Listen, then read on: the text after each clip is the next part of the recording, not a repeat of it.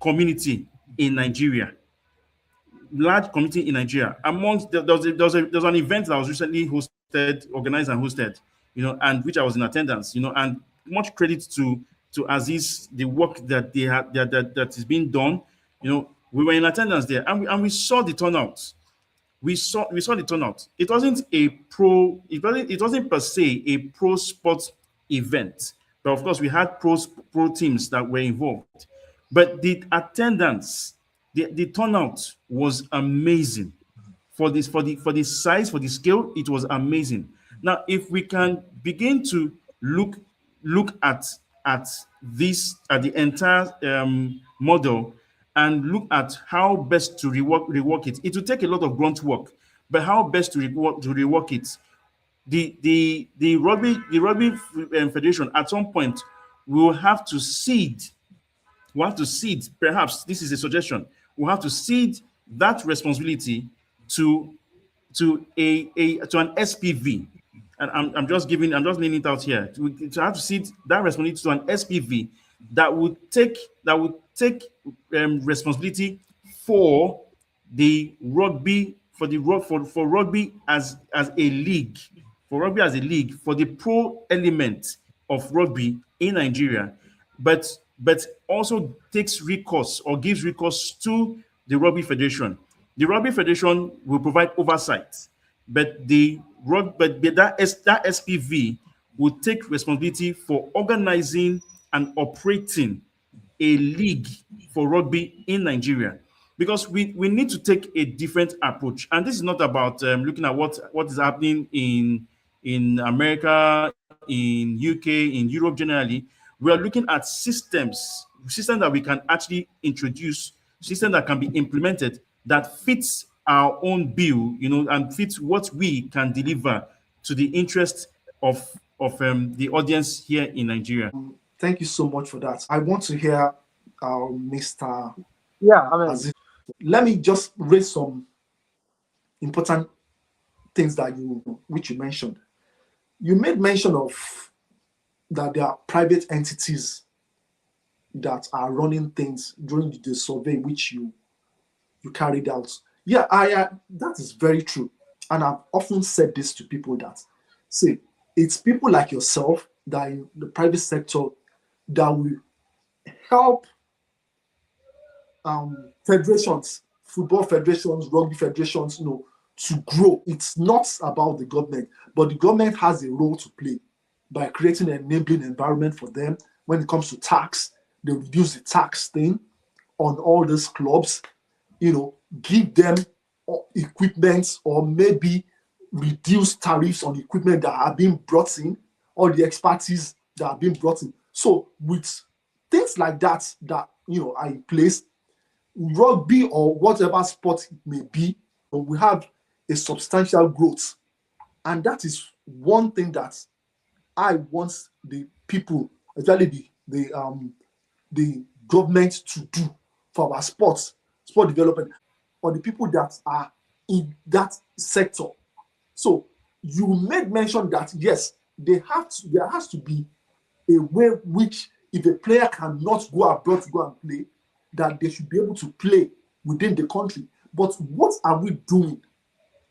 What are we doing? It's just you. Let me just say, maybe you are 0.1% of private sectors that are advocating like this. I don't see companies advocating this kind of a thing for all the sports in Nigeria or in Africa as a whole. So it's a good thing older like yourself is involved with this, and you are putting out what or how we can grow our own system. So I need to commend you on that. We need more hands on the deck like yourself. We need more people to come in to be able to just carry this. That is what I've got to say. Whilst we wait for Mr.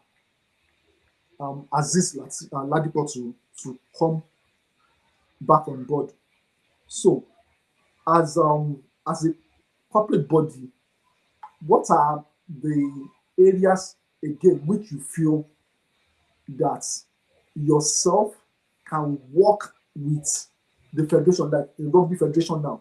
Which area do you think you can work with them to develop rugby? Um, so first things first is and I hope Aziz gets to join.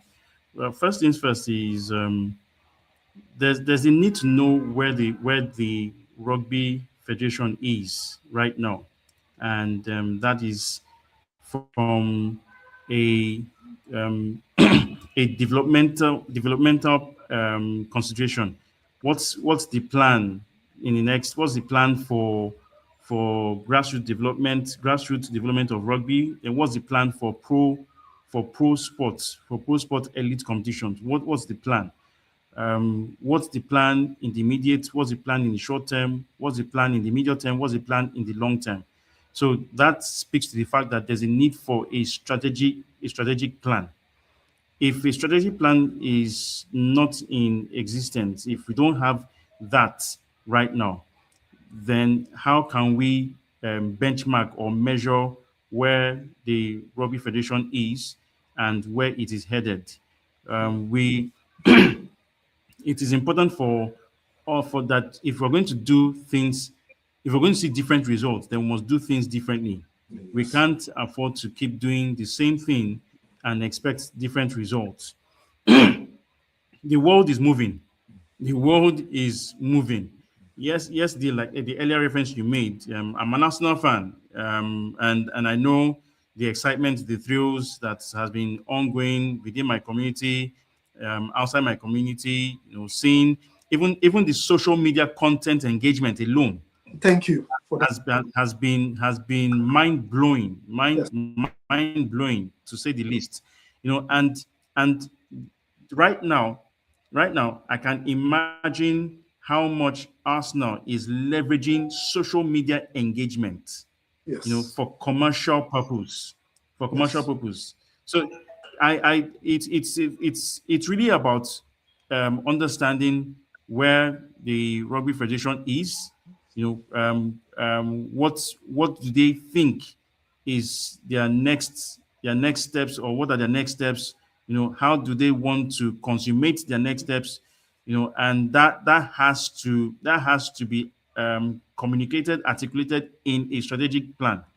It's not just about verbalizing it, it's about what people can see, and it's also about this is which is equally critical, is about being able to assess the commercial readiness of the Rugby Federation vis-a-vis a league system for the sport, the commercial readiness.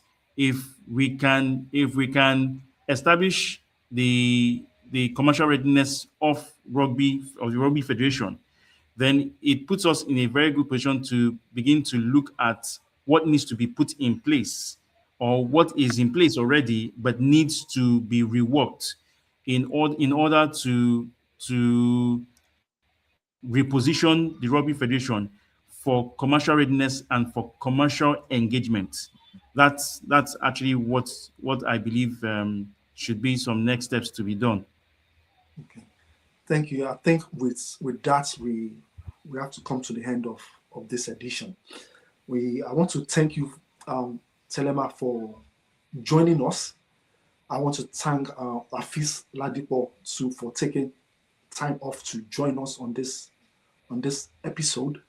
And we've been able to highlight and itemize some of the things that needed to be done, where the government needs to come into play, the private sector, the development of the sport itself in Nigeria. And I'm hoping that at some point, this video will get to the right channel, on the right desk, and they'll be able to listen to some of the things we've been able to raise. I like the fact that from the private sector, you're able to join us, and Azeez Ladipo too has been able to put forth what he's experiencing as the general manager, or the challenges they are experiencing, and what they've been able to achieve over the years of his tenure. So thank you very much for taking your time to join us. And again, from my own side, I remain Jide Banwo. I'm a freelance sports journalist. And until we come your way again, next time, I want to say thank you and bye from my side. Thank you. Thank you.